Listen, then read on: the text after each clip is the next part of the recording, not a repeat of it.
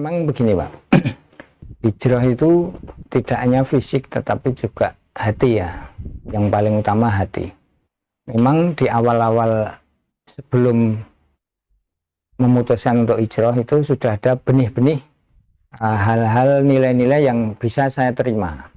Tapi ada juga hal-hal yang belum bisa saya terima.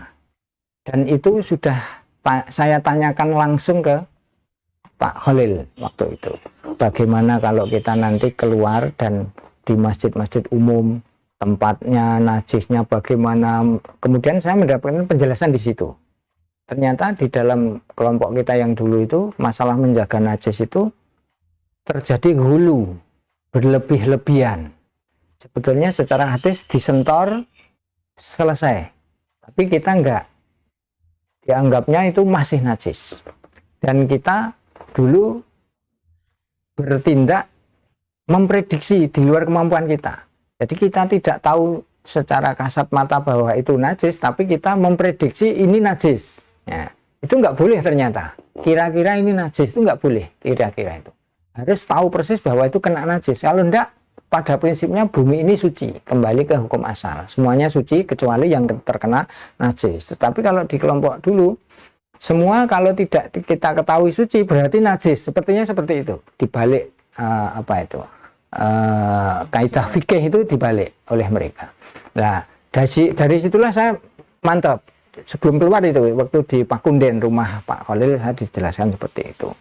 Termasuk kalau kita keluar kan nggak punya imam, bagaimana? Nah, kemudian dijelaskan oleh Pak Khalil, keimaman di dalam jamaah itu sebetulnya tidak sah, karena itu tidak sesuai dengan maksud dalil. Jadi saya terkesan sekali dengan penjelasan Pak Khalil bahwa semua dalil yang berhubungan dengan jamaah, imamah, dan baiat itu tidak satupun yang menyinggung tentang jamaah kelompok. Itu adalah jamaatal muslimin wa imamahum, bukan jamaah kelompok, suatu golongan. Itu tidak. Yang mana itu berakibat nanti terjadi hizbiyah, ya kan, asobiyah, fanatisme terhadap golongan. Tidak ada maksud seperti itu dalil. Semua adalah jamaah imamahum, imam mereka, orang Islam. Nah, alhamdulillah di sini saya mendapat sambutan yang baik ya dari masyarakat perumahan. Ini perumahan UNS Jatin Karanganyar. Kebanyakan di sini kebetulan kan banyak dosen UNS, Universitas 11 Maret. Ya dosen ya karyawan, jadi mereka pendidikannya relatif lumayan lah. Ada profesor, doktor, macam-macam di namanya perumahan dosennya. Ya mereka pikirannya lebih terbuka. Nah, melihat saya pindah dari masjid sana ke situ, saya mendapat sambutan yang hangat sekali. Mereka sangat permisif, senang menyambut saya itu.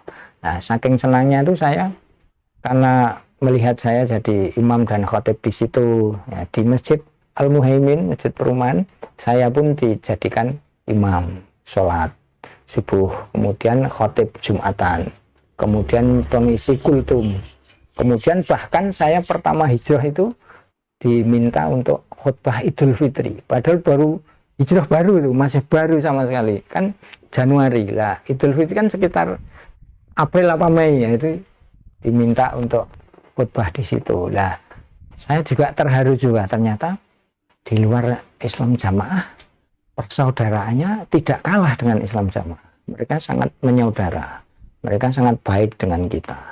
Nah, ini yang menjadikan saya lebih lebih kuat mental saya. Oh, kalau dulu kan doktrinnya kalau kamu keluar kamu nggak punya teman, kalau kamu keluar ibaratnya sakit aja nggak ada yang jenguk, meninggal nggak ada yang takziah kan gitu ya. Itu doktrinnya mereka begitu. Ternyata enggak begitu. Ternyata di luar tuh masya Allah. Dan tidak hanya masjid sini, beberapa masjid yang agak jauh dari sini, seperti di sana ada Masjid As-Sumairi, kurang lebih 2 kilo dari sini. Ada Masjid Ar-Rahman dekat pabrik gula yang sering tempat kajian Ustadz Khalil itu. Ada masjid di Nurul Iman di Jaten sana.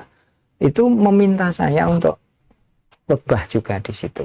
Jadi imam di situ. Jadi tidak hanya 1-2 masjid, tapi sekitar 6-7 masjid itu minta ke saya. Nah, ini apa? Artinya saya ini sebagai bantahan bahwa kalau keluar dari Islam jamaah itu akan terkucil, nggak punya teman, nggak punya saudara itu omong kosong. Ternyata di luar itu kalau sudah sama-sama Islam ya jadi saudara. Temannya malah lebih banyak, Pak. Ya, jadi lebih luas, lebih banyak, di mana-mana ada teman. Jadi, saya merasakan terus urusan ini ya, masalah ibadah ya, urusan ke atas itu kita juga justru dengan, kalau dulu ya kita punya keyakinan nek wis jamaah swarga, nek ngamali bener diterima, nek salah di ngapura kan gitu. Itu seperti mengandalkan dulu, mengandalkan yang penting kita masih punya imam, swarga pasti, dulu seperti itu. Akhirnya ibadah kita vertikal ke Allah itu agak kurang kuat karena mengandalkan itu tadi persaksian imam. Nah, setelah keluar kan kita nggak punya imam golongan seperti kemarin. Nah, akhirnya justru kita itu apa? Ketauhidan kita itu lebih meningkat. Karena kita merasa amal saya diterima oleh Allah atau tidak tergantung kemurnian kita sendiri, bukan persaksian keimaman atau pengurus atau orang lain. Sehingga kita malah lebih khusyuk, lebih murni bahwa ibadah ini untuk murni semata-mata untuk